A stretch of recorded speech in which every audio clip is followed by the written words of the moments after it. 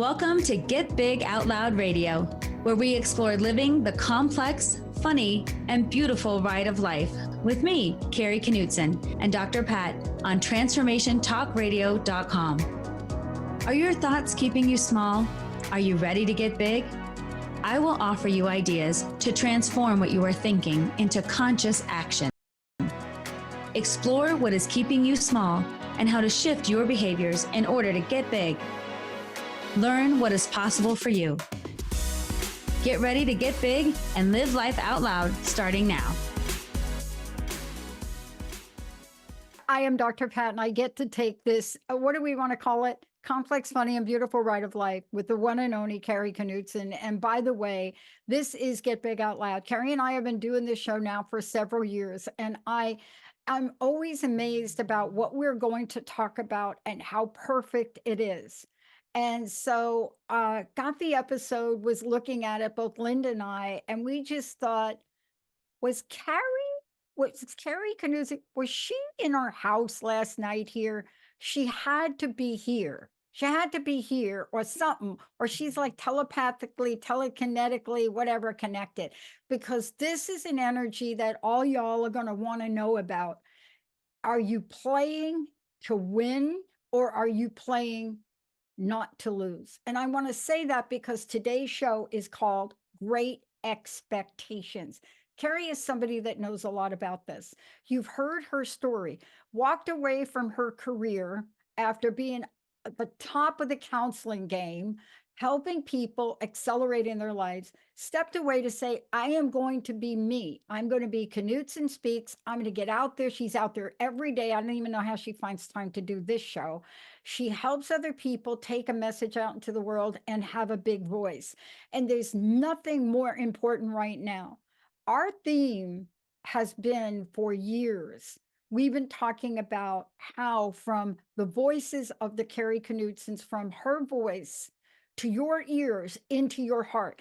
This is an intimate conversation. Whenever you're doing shows on human potential and how to thrive in life, we are tapping into a very intimate relationship with you all, and we are very grateful. But today, you better be fastening your seatbelt, your shoulder harness. You better be putting it on, because great expectations are in the house. Kari, what the heck got into you with this one? Okay. All right. I've been thinking about this so much because things in my life pop up. I always talk about what's going on in real life, and I always talk about what I need to learn. And I start to get fascinated by things and how they apply. And I was thinking about this idea of like, when we want to change or grow or get out of the status quo, we have these great expectations for ourselves sometimes. Like even Sunday night, don't you ever go to bed Sunday night and think, you know what, Monday, watch out Monday, because everything's going to change Monday. I'm going to get it all together. I'm going to do these things on my to-do list. I'm going to make these changes. I'm going to eat my breakfast. I'm going to fold the laundry when it gets out of the dryer. I'm going to, whatever I'm going to do. And then, Monday comes and that energy, maybe you start off well, but maybe by the afternoon, you're like, oh, I'll just wait till next week. Or let's say you're trying to eat better and you're doing really good throughout the day. And then at night you mess up, say, oh, I'll wait another week to do better. Like you just toss it all away. And so I was thinking of this idea of we set ourselves up for failure again and again and again. We have these great expectations, and what's keeping us from really making progress is being thoughtful about our expectations. Could we still have great expectations and more thoughtful expectations so that we could actually achieve our goals? So that's what got into me, is like, why do we set ourselves up for these big falls instead of thinking, can I still have great expectations, and can they be reasonable so that I cannot quit on myself? I love this. Now, I know I always bring up stuff that maybe you're not aware of, but I gotta bring this up. On the edge of your seat this weekend, the pinnacle of women's sports. Now, I have to say this because Great Expectations is what this is all about. I don't know if in my lifetime, Kari, I would have been able to look back, and being an athlete and a coach myself, between Linda and I, we have either played or coached to multiple softball titles. When we played softball, then we can imagine. I thought about this the other day too, in terms of my own sport, but what happened in women's basketball over the weekend was unprecedented, or at least this past week, because no one, I don't believe, anyone could have expected, well, some people did, the outcome of the Final Four, the women's basketball between Iowa and South Carolina. I think people were hoping that it would be Iowa, but I don't think anyone really knew what to make or expect of the outstanding career, college career, that we are now talking about Ms. Clark, Caitlin Clark. I mean, when we see this and we see those kinds of results, we put it the exclamation point on great expectations. And Kari, it's so funny you bringing this up today, because if we don't have great expectations for ourselves and our future, can we carry ourselves forward on the shoulders of others? Do you know what I'm saying? It's like this young woman and all of the women that played in this here to this weekend. I don't want to spend more time on it. You can go Google it yourselves. Oh, I actually, so people who listen to us, Dr. Pat, know that you know things that I don't know about, like Yeah, all exactly. and movies, but even I looked this up and I even checked out Caitlin Clark. I know who you're talking about this time.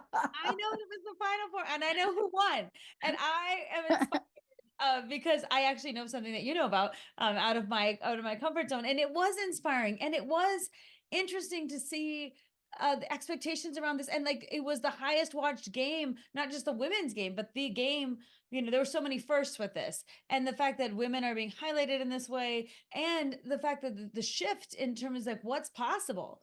What's possible? Even my own kids who aren't into basketball at all wanted to talk about the game, wanted to watch it, wanted because they heard about it, and then seeing women like that they might be like, look at this strong, thoughtful, athletic, driven woman and women, I should say, like not just Caitlin, but all All the of them. and then the way the coaches responded and watching all that was very heartening to see this. It felt like a seismic shift in not only women's Seismic. sports, but in our perspective about sports. Yes. And what I loved about it was, I want to talk about this in terms of great expectations and also humility, because we're going to talk about both today. Somehow, we seem to have this shame, and I don't think it's everybody. I think this has followed women around. I think we're shifting it. So let me just be clear. But I think there's been this guilt and shame on wanting more, on having great expectations. And I think today we need to set the record straight that says it's not optional. Great expectations in life are your birthright. What do you think about that little statement? Great. Say that again. Say the little statement again. Great expectations are not just a casual luxury, it's a birthright. We've been given the ability to dream, to visualize, right? To Caitlin Clark it at Yeah. many, many levels. And look at how great Coach Dawn from South Carolina, the kudos she gave her in the speech. I mean, she didn't have to do that. South Carolina is a force. We know that. All their sports, women's softball is just crazy. But for her to come back and say, I want to honor this woman because she has had more of an impact on women's college basketball than anybody before her. Do you think that great expectations, do you think we have to really shift a few things to be in that zone? I think that is such a good example of taking an opportunity to lift everyone up, right? And like we have this idea in our culture of like number one or nothing. Like you either did it or you didn't. You either like the top of it or you're nothing. And we don't think about who came in second, third, fourth, or fifth, or sixth. Or we don't even think sometimes who came along the journey. And a lot of times our ego is like, I'm the best. I won. Let me have all the accolades. And sometimes I think in this moment we saw a really cool thing happen. The joy of winning the game and being number one and lifting people up and recognizing talent when you see it and recognizing the seismic shift that this created around sports and engagement. of people in sports and women in sports. So I feel like it can be both. And we get this dualistic mindset all the time. I'm winning or I'm failing. It's good or it's bad. I did it or I didn't. And these great expectations that we're talking about, to me, it's more of an incremental, like, am I on my path? And also, can I be winning for what winning looks like to me? And Yes. even if I'm not number one, and I think that's such a perfect example of what happened this weekend. Like, we won, we're psyched, and we're bringing other people up. So on your journey too of this great expectations, I feel like sometimes what we'll do is we have the power to dream and we have all these things that we can do, but we choose not to. We make a conscious choice not to, and it can come from a lot of different places. It can be an internal fear, like, I want to do this, but here's why I can't. And then you tell yourself a story. Or you can say, I want to do this, and externally people say, well, here's why you can't. Or you're proud of something, like, oh, I just did this thing, and someone's like, well, I've already done this and that. And then you're like, oh, I guess I'm not doing as good because I compared myself to you and now I'm not good. So everywhere you go, internally, externally, other people, you're like, you have to be conscious of it, because Yes. you said we're in a point in life where we can set these great expectations and achieve them, but where the stumbling block comes in is the internal and the external things that keep us in the status quo, that keep us stuck, that keep us honestly not I wouldn't say necessarily sad, because some don't have to be sad to want to change our lives, but I think there's a sadness that comes along with not fulfilling what you Absolutely. know you could do. Yeah. Let me make it even stronger for you. You're absolutely right. And there's grief. Yeah. See, this is the thing that if we allow fear due to, I'm not good enough, I didn't do it perfect enough, if we allow that to sift in, it takes on momentum. It's worse than the earthquake. It's the aftershock. You Yes. know, there was an earthquake in New Jersey where Linda lives, where her sister lives, a couple of days ago, like a 4.5. And okay, people were rattled by the earthquake, but no, not as much as they were rattled and sat in anxiety for 48 hours waiting for the aftershock. You see that, right? Mhm. 48 hours. And we do that now. So we'll have a little quake. You know, when I did the whole crust busting thing, we used to call them crust quakes. We used to call them in the crust busting vernacular. But let's talk about it. What are the things that we say to ourselves that perhaps we didn't see on the basket? I didn't see it on the basketball court, and I didn't see it when Florida beat South Carolina in fast pitch softball the other day. But we do say things to ourselves. Let's talk about what we say to ourselves that will take a great expectation and start to dilute it until it's not a great expectation anymore, right? Yes. It's And these the are the, go ahead. Tell us what they are. Go ahead. Well, this is the thing that's so important to bring consciousness to, because once you can catch yourself saying these things, then you have an opportunity to say something different. But the important thing is to catch yourself first, not to just like never say that. Because it's our human nature. It kind of comes up like when we don't even expect it. So it's important to be like, oh, I had that thought again. Oh, look at that, what just came up. Like, it's not that you're trying to crush the thoughts. I feel like it's kind of how our computer brain mind works, of like, I'm going to offer up these thoughts randomly. And if you just keep going through your life and don't be like, oh, that thought was not helpful, or I'm gonna stop that in its tracks. So sometimes we'll be like, I'm gonna do this thing. I want to try this. Let's say, and it's what I usually think about is, this is how it happens for me. I'll get a spark of intuition. I feel like it comes up right here, like I want to do that thing. Like, I'm gonna go do this thing. And here's an example, perfect example of recently what I thought about. So I am fluent in sign language and I work in the deaf community, and there's an event happening in Guatemala at a deaf school that I want to go to. Okay, so here's what I said. I want to go to that event in Guatemala. And then I was like, can I even go? I don't know if I can afford that. How will I make that work? What about the kids' summer schedule? Is that like going to happen? Why am I going to go there? I'm not in the field right now. I shouldn't. Am I going to, are they going to want me? And like, I just had this flash, and then I was like, all the reasons I can't, before I even let the spark go. And so I think of it like a candle, that when you get that inspiration, you have to protect it against all of your realistic and unrealistic thoughts. Right? It's okay to say, do I have enough money? But it's not okay to say, and therefore I totally can't You're go, right. before I even spoke the words, right? So we say things like, here's why I can't, here's why it won't work. And then we say things like, I'm too, everyone's too old or too young, and everyone's probably too fat. Very rarely do people think they're too skinny, right? I'm not experienced enough. I don't have this, whatever it is that's going to throw out, I'm too, and then put whatever. And then sometimes we say, who am I to? I can't, what am I thinking?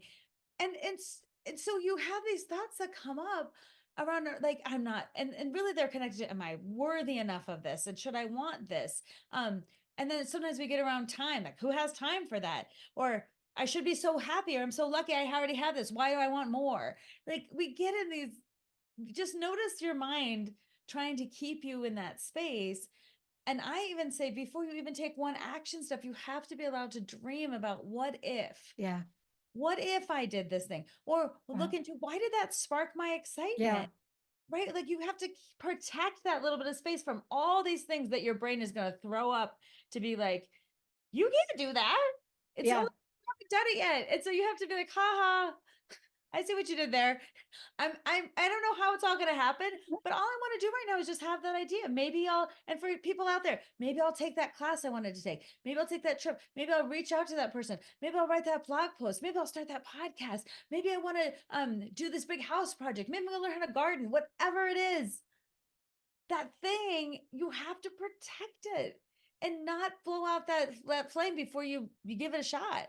Yeah, I love this. Here's the thing. I love that you shared that story. We got so many stories on this to share. For those of you out there, you want to share a story with us right now on Great Expectations, give us a call. Are you stumbling? Are you tripping? Do you think you're not enough? Do you have an idea that somebody told you, not so good? 1-800-930-2819. Chime in because we are creating a shift now. Look, so here. All of a sudden, I've had 3 people contact me or through Jessica or through Linda, ask if I was selling my company in the past 2 weeks. So I have a view about that, but it's very different than other people have. So I was listening and I was listening to all of the reasons why people are interested in the company. And it was, wow, Pat, listen to this. I hate even saying it on air, but let me just get it out. Wow, you must be going through some rough times. Did something get out about your company failing or something like that people want to buy it? And I'm listening to this, one of a team member, and I'm like, I said, no. Do you know why they want to buy this company? Because they see what we're doing. They see the value. They see now we have an A+, Better Business Bureau rating in the broadcast industry, which is ridiculous to get. And I said, where are you people coming from throwing in the towel? That's why people want to buy your company, right? Why do they want to buy it? They see something. And no, I'm not selling the company, but I love this energy. And so my team, people look at me like, what do you mean you like I said, I love the energy. I mean, think about when people want what you have. I don't care if it's that beautiful stained glass behind Kari that somebody's like, are you selling the glass? It doesn't matter. When people are there and they're admiring this, why is it, Kari, we want to go to the darkest place on the planet, worse than the eclipse is going to be, rather than say, dang, I must be doing pretty good at gymnastics. No, I'm not doing good at gymnastics, but I know you got a story. Right. I'm really doing good at this company, or I have things that like people are contacting me because they, instead of like, what's wrong, to be like, what's right. Right. Like that's what you're talking about, how we tend to like downplay it, or we tend to, why we can't do something, or what's wrong, or what, instead of either taking pride in it, and not ego pride, but being like, yeah, because this No, company's rocking, because I'm doing a good job, because I have high I have expectations. a great team. I have a great team. Totally, all the things that you're talking about, but it's the human, I feel like it's the human condition, and that's why we have to catch ourselves.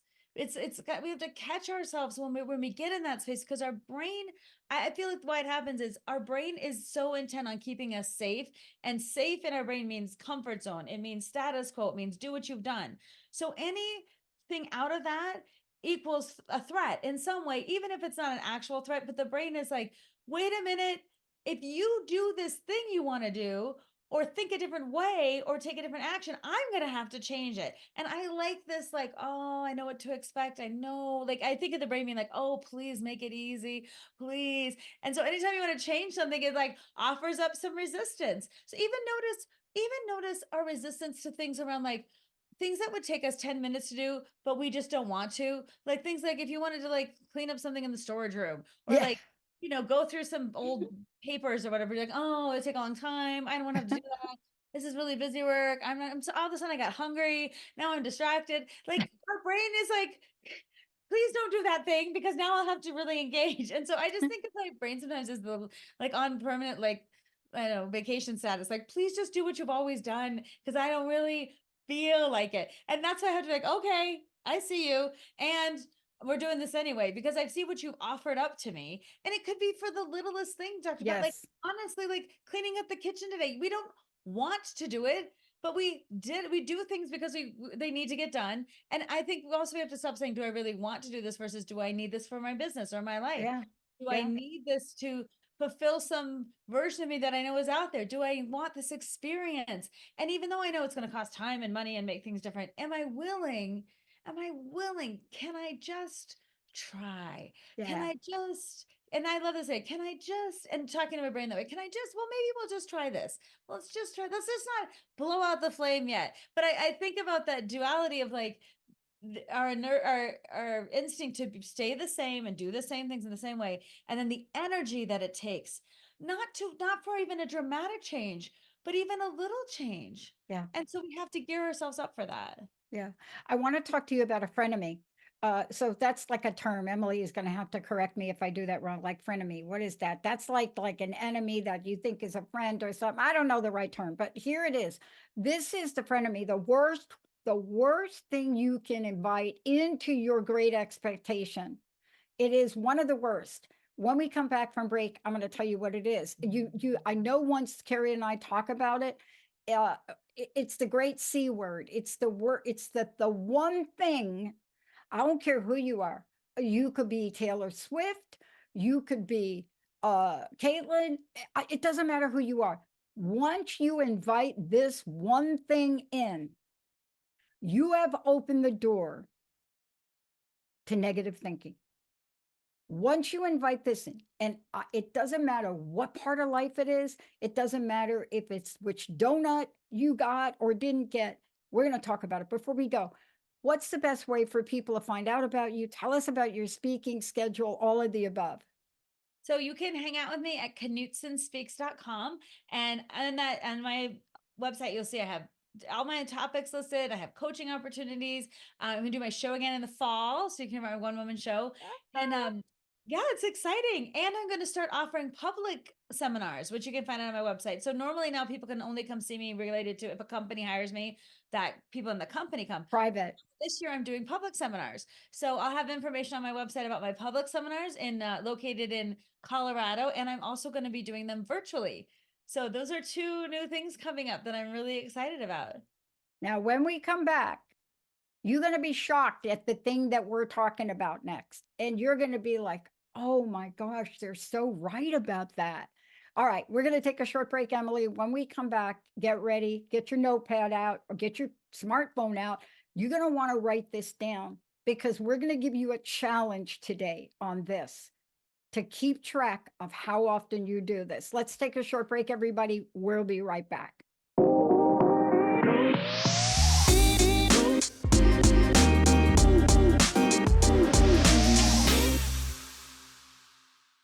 Hey, everybody, welcome back. I'm Dr. Pat. I get to hang out and do this fabulous show with the one and only Kari Knutson.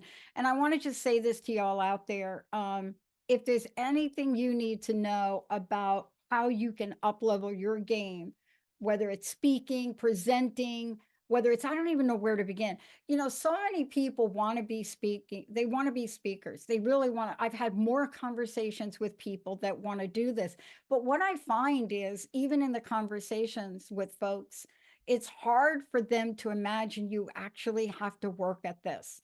And that's what I want to say about what you do. You help people understand, yes, you have to do the work, but as you do the work, you will get better and you will be able to be in the world and you will be able to speak about things that are important to you.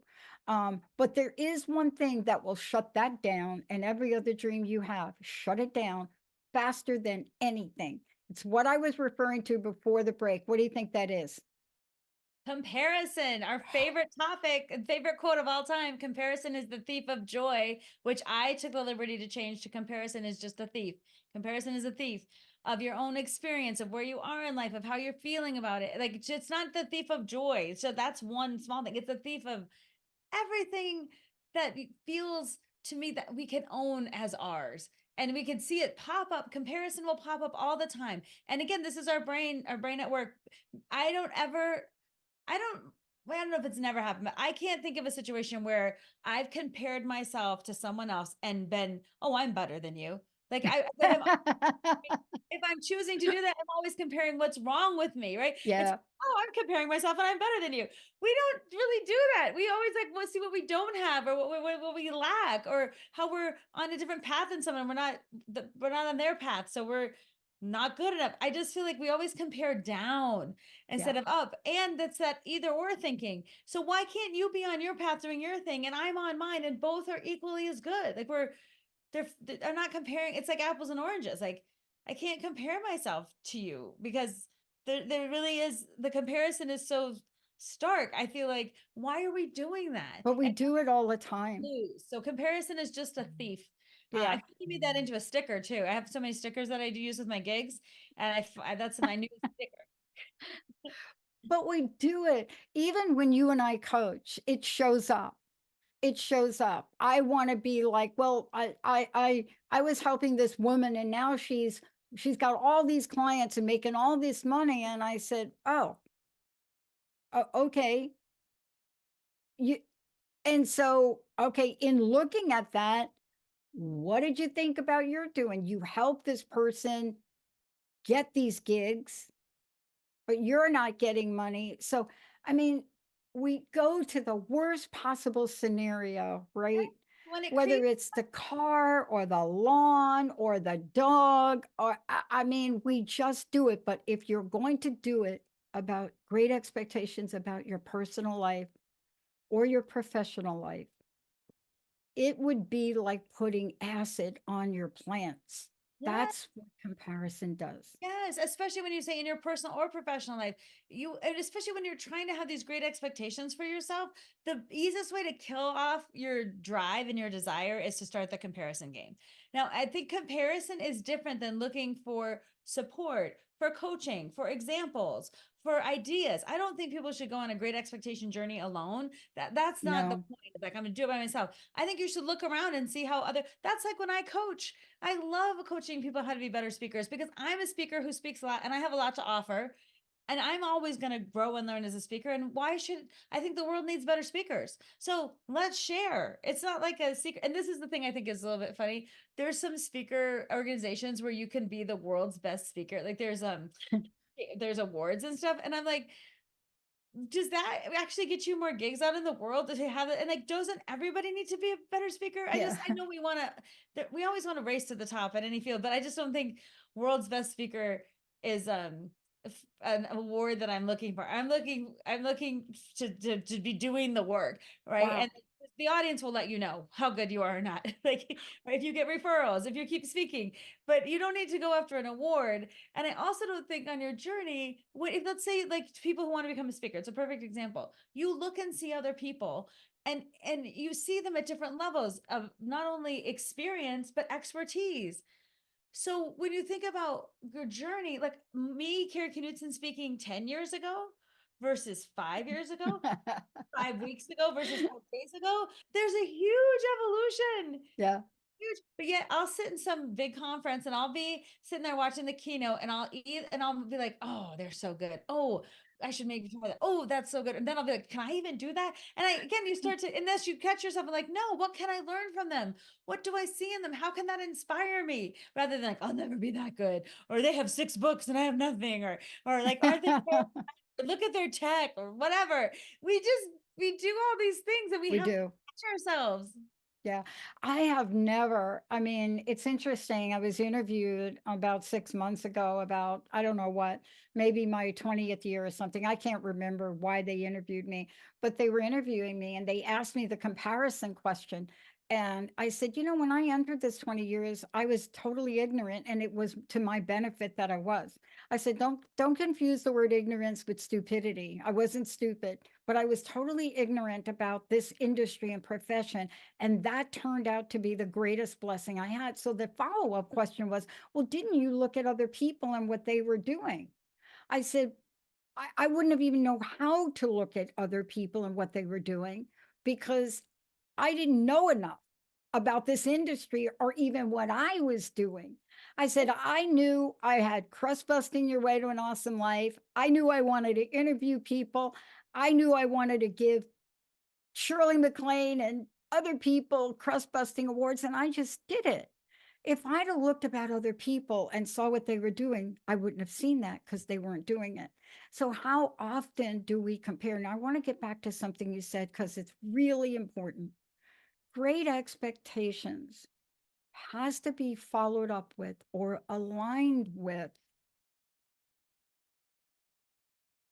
great motivation. You have to be aligned with getting up every day and looking at your day and thinking, today I'm more motivated than yesterday to fulfill my purpose and my dream. Mm-hmm. And I'm going to allow myself to change my purpose and my dream as Yes. I desire, Yeah. right? And well, that's the reason, like getting a world's best speaker award does not motivate me. Right? Listen, but speaking a lot and connecting with people and coaching out speaking and Yeah, coaching out other things, like all this work feels like good work, even if it's hard work. So you do have to connect your expectations and your motivation, like connect into your why. Like, why am I doing this? And also, and how will this look for me? So you can see the trajectory of a lot of different careers or ideas, or even being an entrepreneur. Playing out as an entrepreneur looks like 100 different ways. And so what I think it's interesting to recognize, like I'm on my own path, and yeah, it's the only path that I need to be on because everyone's doing their own thing too. And can I learn from other people? Can I grow? Can I take some advice? Can I get some coaching? Can I improve? But I don't want to then lose track of my why. And sometimes we lose track of our why by I want to get this award. I want to get this much money. Like I did, yeah, people call me like, how much can I make as a speaker? I'm like, $40 or $400,000. I don't know. It's what you charge. What will people pay you? How do you get like? And I was like, if you're in this to make money, though, you got to rethink it because that motivation will soon run out because it's a heck of a lot of work. yeah, And yeah. so I just feel like you have to keep these things in check because you want, like, we'll have this conversation today, and I guarantee you later today something will pop up for me where I'm like, Me too. you know better. Like, look what just came up for you. Like, just so like just know that it's not a set it and forget it. It's I call it, it's on the daily, and I It's just on like the daily. twist my mind and giggle a little bit. I'm like, oh, I see what you just did. I saw that. But let's talk about something super important around this. Those of you out there listening, please understand that Carrie and I, we do not do things on our own. Support is our best friend. Like we talked about comparison, about being the toxicity that will deflate a dream, a vision, take you off course faster than anything. But comparison to learn. So let's just be very clear.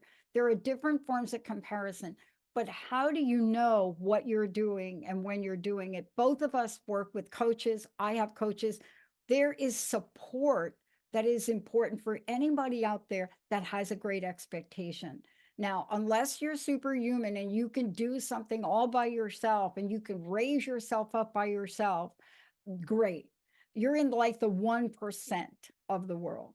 But support, where does that fit in to making sure that I'm not pouring, the toxicity of comparison on my dream, but instead I have the people and the tools around me to get myself fired up.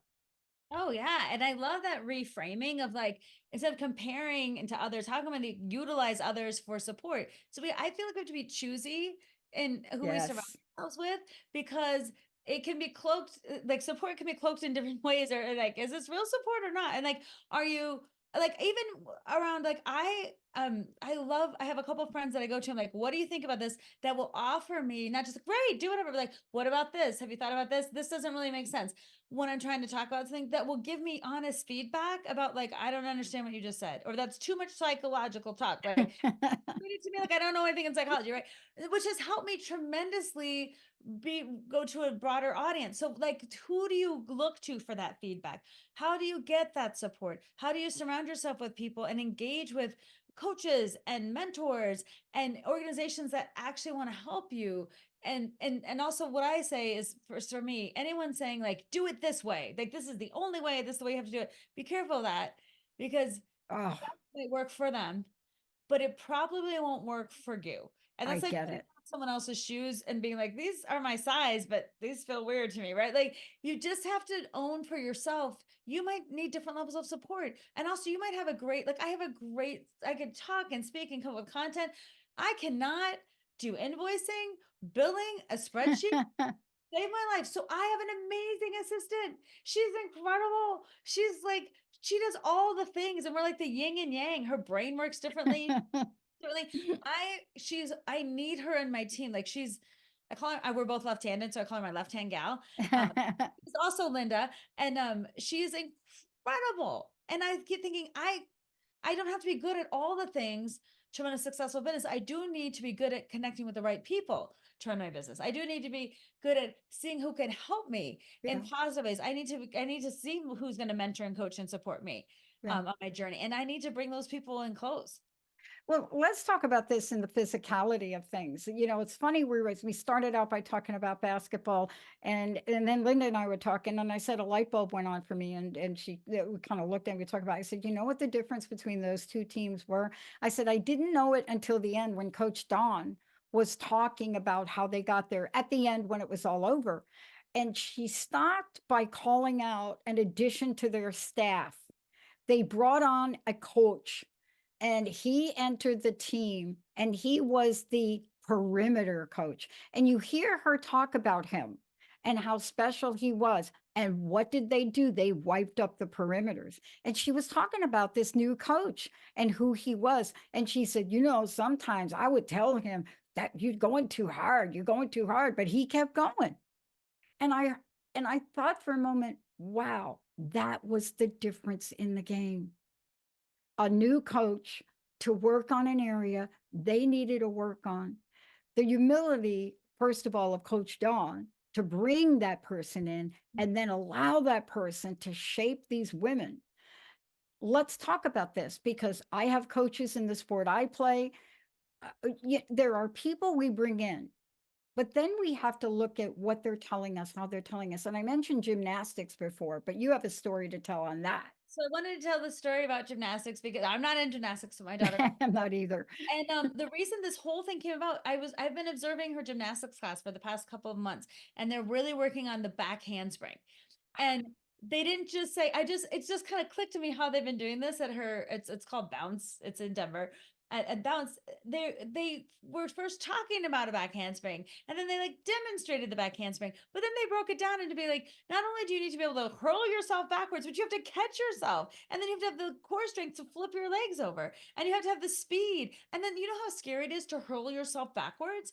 Like, I can't imagine even going into a pool backwards, like is scary for me, right? So like and they didn't say, okay, everyone just do the back handspring. All right, good luck. We've explained it to you. We showed it to you. We told you a couple of things. Let's go.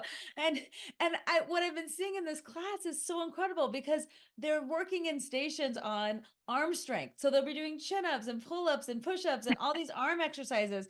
And then they're on the trampoline, practicing what it's like to get height and just what it's like to kind of get height and then do flips that way. Then they're practicing, there's this huge, like, I don't know, foam pad that basically you just run and then you turn around and you just throw yourself over. But the pad's there to protect. So like they're running, then they do their, cartwheel to start the back handspring or whatever they do with their legs. And then they just throw themselves on this pad with the full assurance. The pad is so heavy, it can only go so far, but they're working on moving that pad back. So I'm seeing these kids run around the gym, laughing, high-fiving. I'm seeing them, the coaches start spotting So the coach, when they start doing without all the pads, like some, and I'm seeing some kids like crumple and they can't figure out, I'm seeing the coach catch them. I'm seeing other kids like really be scared to go over the back. Other kids can totally do that now. And each week I'm seeing this progression, and it made me think about, there's not one person in there, not one kid that was like, well, I couldn't do it the first time, so back handspring, you're not for me. Or no one's saying like, this is taking forever. I don't want to do it anymore. I'm sick of all this. And no one's being like, I don't understand why we have to do the arms if we want to do a back handspring. Like, I just can't.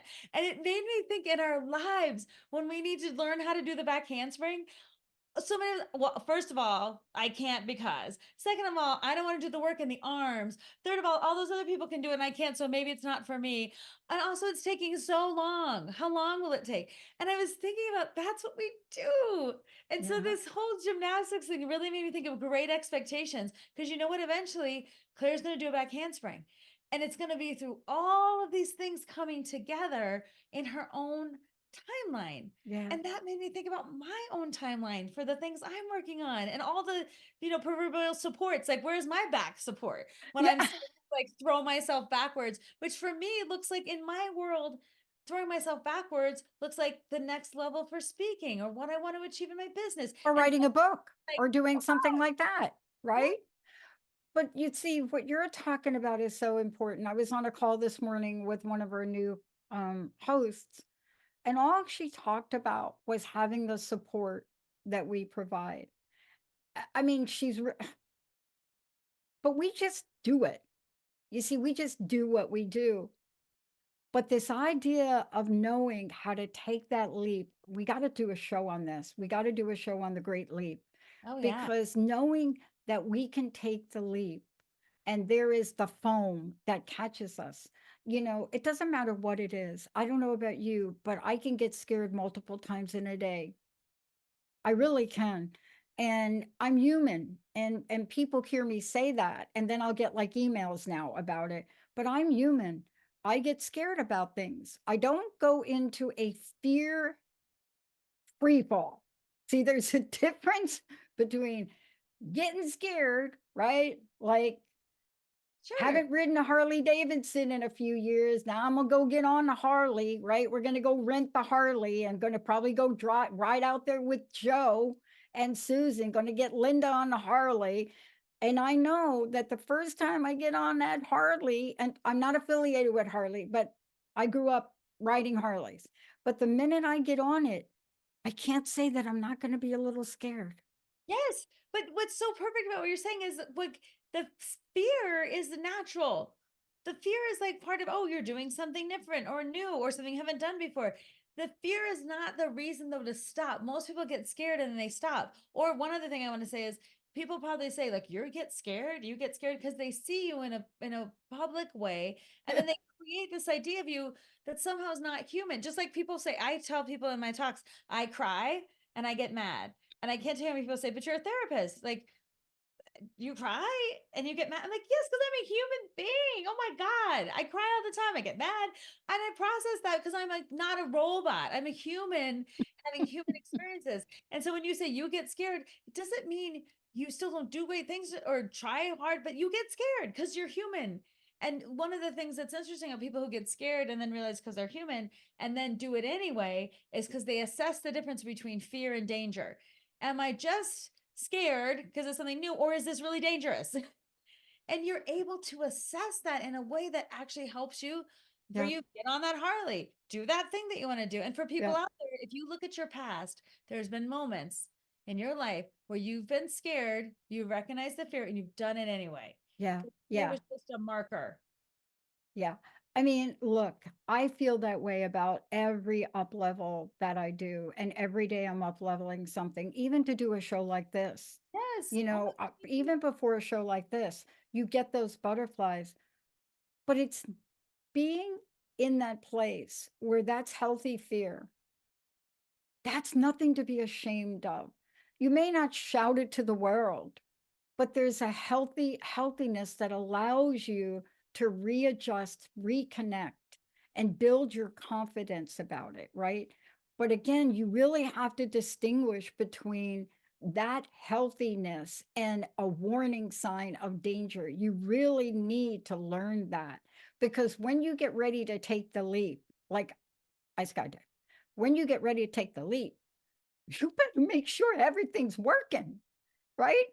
So there's a due diligence factor to preparing for great expectations. Absolutely. But here's what I'll just say, the caveat to that is that you have to have due diligence, but most of us will spend so much time planning the thing rather than doing the thing and trying to make sure it's all going to work out. And what I personally think is, in a situation, well, and then if you go back to the gymnastics things, you can see the pad behind you. You can know that the kids are going to throw themselves Yes. up. But see, you see the kids, like, some level of like, there has to be some momentum to throw yourself back on that pad to make it work. You cannot show up to that pad and just lay on it. So to Yeah. me, you can see that things are there. You can know the coach is going to support you, but at some point you have to have some momentum to Yeah. throw yourself to do the thing you don't think you can do, even without perfectly knowing how it's all going to go out. And I do think we're really good at knowing the difference between fear and danger. We do. I think it's inherent in us. We listen to the fear a lot and confuse it with danger. But I feel like if we're being thoughtful about it, we can say, hey, fear, thanks for letting me know that I'm about to do something different. This is outside my comfort zone. I've never done it before. That might not look good. It might not be pretty, but do it anyway. Thanks for Yeah. helping me out. You have to do it. Look, I play a sport, and I haven't talked about this today, but one of our players got seriously hurt playing Saturday, broke her wrist. Oh, And, I play a sport and people think ping pong. No, not the way we play. And yet, I now know where I am that if I'm going to play doubles with somebody, I have to know who my partner is because they collided. These two people collided and she went flying, broke her wrist, and she's a good player. And, when something like that happens, of course, everybody says, did you push her? Were you playing with? No, I wasn't playing with her. I didn't, right. So you get that, right? Um, but even in that, right, that you have to really look at your landscape and the foam behind you, you look at your landscape and then you decide, what am I going to listen to? And my gut will tell me 9 times out of 10, you know what? If you do play with them, play differently, Pat, play in the background. But this is how we have to walk through life. Great expectations is our birthright. yes. It is our birthright. You have to own that, like what you said, because I feel like a lot of us stay in this, I can only expect so much, because think about the messages in our society, like either from your family or your society, based on your gender, your sexuality, where you live, your income, your race, sex, class, like anything you want to think about, usually sets us up for what you should, this is the expectation you have of yourself. Or someone tells us, well, this is how far you can go, or don't get too big for your britches. And I feel like every single person has something inside of them that is a great expectation for what is possible for them, either in spite of or because of whatever they're dealing with. But all of us have something in us that I feel is like that thing, like that's intrinsic to the human experience. Like, why do we do the things that we want to do? We're making meaning out of our days. We want to contribute. We want to connect. We have something to share, and we're constantly trying to connect with other people and do it. So I feel like it is our birthright to do that, Yeah. and we're missing out if we don't allow ourselves to have some great expectations. If we don't allow ourselves to say, I'm worthy of great expectations for myself. I'm worthy of support for the journey. I'm worthy of trying. And I'm going to like say yay for my effort, not even my outcome. Cause sometimes you have great effort and the outcome isn't so great. And you say like, well, I'm going to appreciate my effort in this moment, right? Because sometimes you're like, oh, that's not the outcome I thought. Whoops. Totally there. Yeah, but that's what I feel like I want to encourage people to think about. How can I get in alignment with what I know to be true for me? And then when I have this expectation or idea or thing, and it could be, I think sometimes people listen to me talk and think, oh, now I've got to be an entrepreneur and do a speaking business. But some people, it's like, I want to learn how to swim and I'm 52 and I want to do it. I want to learn how to ride a bike. I want to go on that trip by myself. I want to learn this skill. I want to try this thing. I want to do this different. It doesn't have to be like this huge thing. Sometimes if you look at yourself, like, what's that thing I know I want to progress on? What's that thing I want to shift? I And want to that's rent me a Harley. what? That I want to rent me a Harley. Look, it doesn't have to be Mount Everest. And thank you for bringing this topic, because there are in the world now, all of you listening, I said I was going to give you a challenge. Here's the challenge.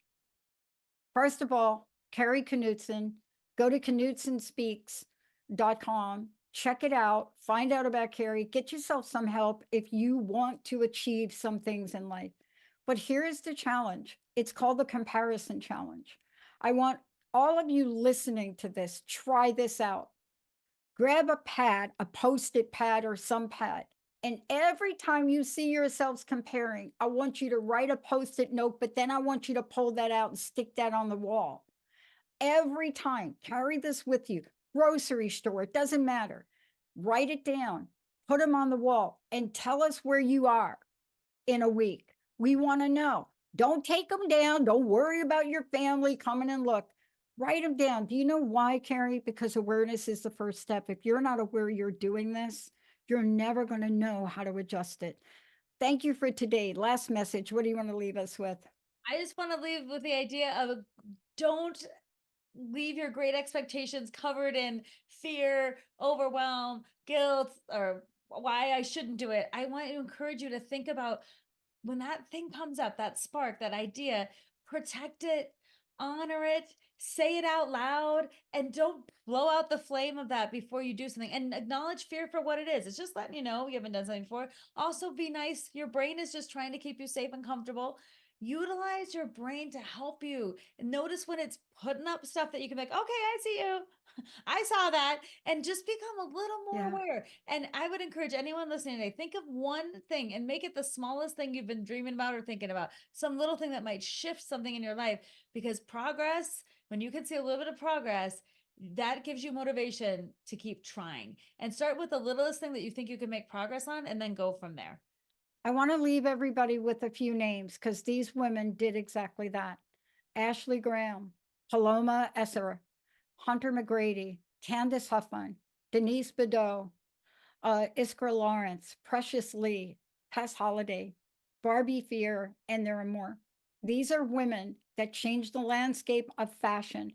They are considered models. They are considered models for curvy women, another to plus size clothing. These are women that changed the entire landscape of fashion because they had an idea and they were tired of comparing. Bingo to those ladies. Bingo to you.